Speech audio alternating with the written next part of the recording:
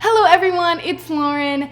Today I'm doing something a little bit different than I usually do because, as we all know, things are very different in our world right now than they used to be. So I'm just going to be doing something that is going to allow you to just listen to it while you do something productive, like cleaning out your closet. What I'm going to be doing is reading a book, and not just any book. I am going to be reading a book that my friend Pearl and I have been writing. And I'm going to be reading one chapter of it every Wednesday, so tune back in every Wednesday so you can get the next chapter of it. Let's get into it. A Mistaken Identity. Prologue. A shiny blue Mercedes-Benz pulls up a winding avenue and stops in front of a massive Beverly Hills mansion. A woman in a dark business suit steps out of the passenger side door and strolls into the entryway of the house. Her glossy red heels make clicking sounds that reverberate off the walls as she makes her way towards the kitchen, all the while jabbering on her phone. In the living room, a maid is arranging some pillows and polishing huge framed posters that line the walls. They all have something in common: a tall brunette Hollywood movie star posing in each one, her blue eyes glistening with enthusiasm for her craft, and her red highlights shimmering in the light. Her name is Piper Hansen, and if you wind your way up the grand staircase and through some halls, you will reach a door covered in keep out warnings. Through that door, at a desk on the far side of the room, sits a girl. A girl with dark brown locks, red highlights, and bright blue eyes. However, she is not Piper Hansen. No, the tale behind this girl is much more exciting than that of a Hollywood-born movie star. This girl is Briella Ryan. Chapter 1. Briella. Written by Lauren Grace. I leap over a puddle in the middle of the sidewalk, my backpack thumping against my back as I land. The sun bursts out from the clouds, and the rooftops and streets glitter in its rays. Not too many blocks ahead of me stands the Eiffel Tower in all of its glory. People rush past me, hurrying to jobs, taxis, and tour buses. I make my way past a cafe opening for their first customers waiting outside. I often see the same people at the same cafes as I stroll by on my morning walk to school. It usually takes me roughly 12 minutes to get there. Right now, I'm already a few minutes late. I step into the street and run across. A few cars honk at me, but what can I do? I'm on a crosswalk. I reach the other side of the road and head under the trees. A tourist family several yards ahead of me is trying to capture photos of themselves in front of the tower, so I stop. "Do you want me to take a photo for you?" I asked. The father seems skeptical, but the mother readily agrees and hands me her phone. I take it and snap a few photos. The background isn't that great. The tower is mostly hidden by the trees, but I can't be super late for school, so I give them back their phone and hurry on. I break out of the trees and run across the Parc du Champ de Mars, a public green area in front of the Eiffel Tower. Minutes later, I arrive at the Institute for French Learning, the small private high school I attend. I open the door and walk through the empty halls, then ascend a staircase to the second floor. When I step into my classroom, everyone looks up from their books and stares at me. I grimace. Being late for Mrs. Knight class is a literal nightmare. She stands up from her desk on the other side of the room. "Give me a valid reason why you are late, and I will let you go," she snarls. Okay, maybe she doesn't snarl, but it sure feels like it. I stammer, trying to find a good reason for why I'm late. Of course, I'm not gonna lie, but there has to be a better thing to say than that I misplaced my backpack in our home restoration, and it took forever to locate it. I doubt Mrs. Knight will approve of that, but I say it anyway. I lost my backpack, and it took a long time to find. We're renovating our apartment right now. I trail off. Mrs. Knight taps a pencil on her desk. "You mislaid your backpack," she repeats. "Well, that is a lousy excuse. You could have come up with something better than that, I'm sure." "But it's the truth, Mrs. Knight. She cuts me off. "You will come up here and write, 'I will not lose my backpack and be late for school,' 50 times on the board," she states, now tapping her pencil on the chalkboard. I slowly shuffle to the front, enduring numerous snickers from my classmates. I grab a piece of chalk and start to write, but then I mess up, making a long white smudge on the black surface. I seize an eraser and attempt to make it disappear. This is going to be a long day. Many hours later, school ends. I grab my backpack and rush out the door with the other 9th graders. I step outside onto the sidewalk and stop, letting everyone crowd around me. This has officially been the worst day of my entire life. After Mrs. Knight made me write on the chalkboard, I was summoned to the principal's office. Principal Dwight isn't severe, but no one wants to get invited to his office. Well, he confronted me on the terrible grades I'm acquiring in math. My D- has transformed into a big fat red F. So Principal Dwight has placed me in a class for slow learners. Slow learners? I really don't think he has the right to declare that I learn slowly. I have B's in every other class that I take except for science, in which I ordinarily get a B-, which isn't a bad grade. Then he sent me back to my class, where I was met with a pop quiz. Of all things that could have happened after my terrible experience in the principal's office.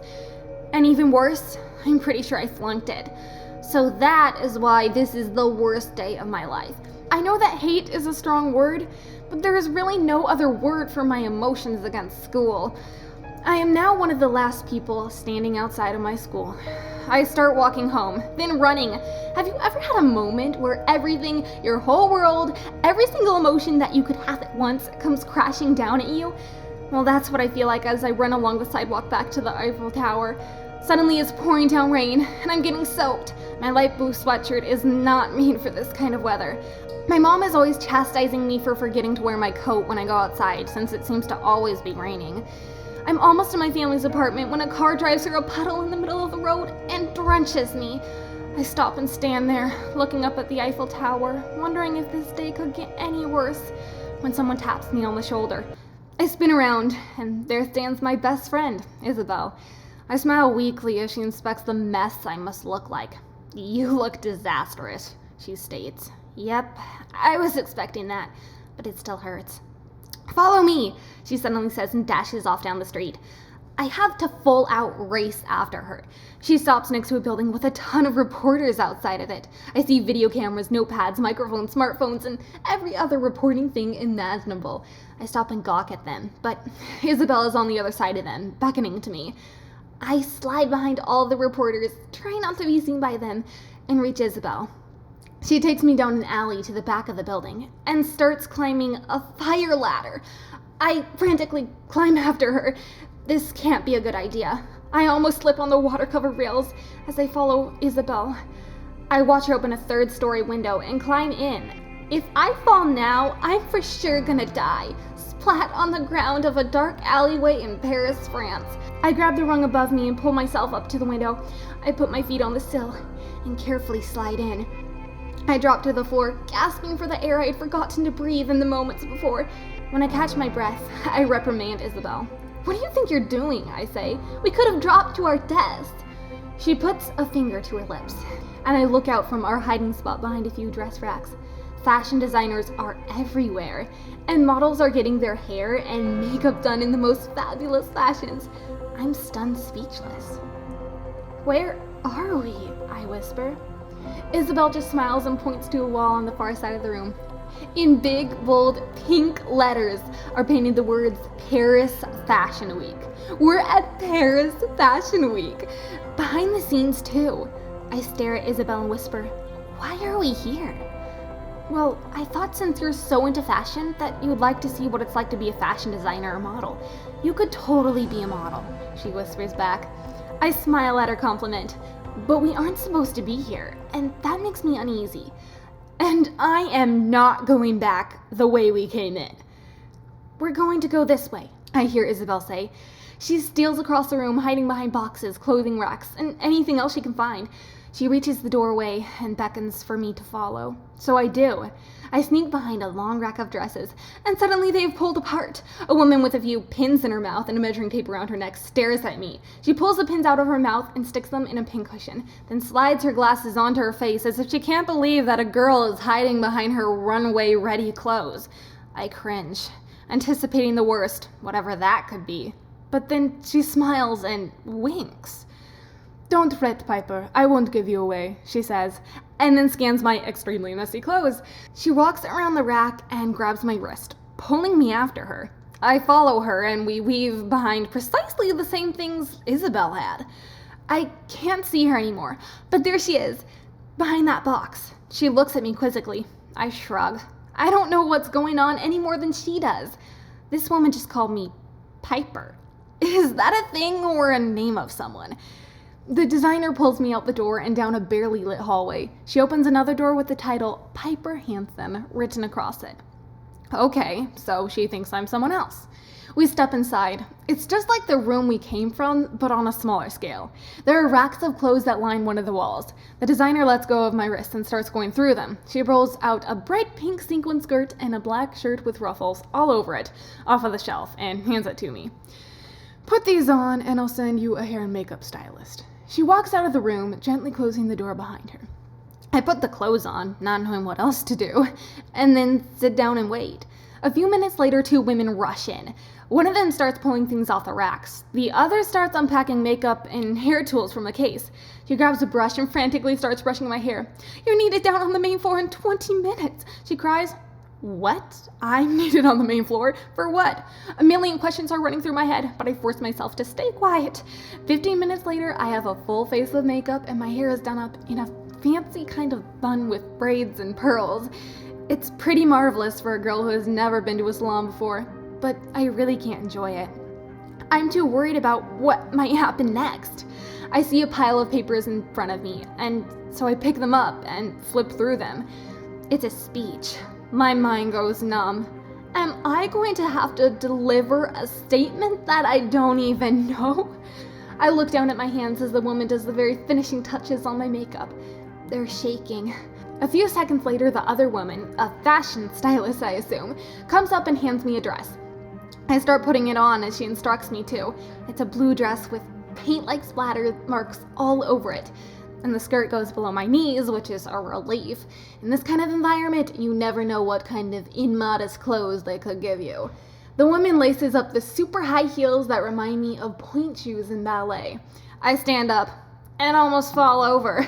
I've never worn heels more than half an inch before, and these are at least 4 inches, maybe 5. What if I trip and fall over? How many people will be watching me? Where is Isabel? I don't know what to think as I'm led into the hallway by the stylist. Don't worry, Piper. I'm sure you will do a fantastic job. She hands me the speech, now on a shiny black clipboard.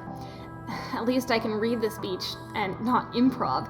Remember, just walk up to the podium at the end of the catwalk. Then when you're done, take the stairs to your left and sit in your assigned seat. I will be silently cheering you on from backstage. She smiles and pulls out her smartphone. Do you mind if I get a picture? She asks. I allow her to take a selfie with me, and then I start reading the speech that I'm about to deliver.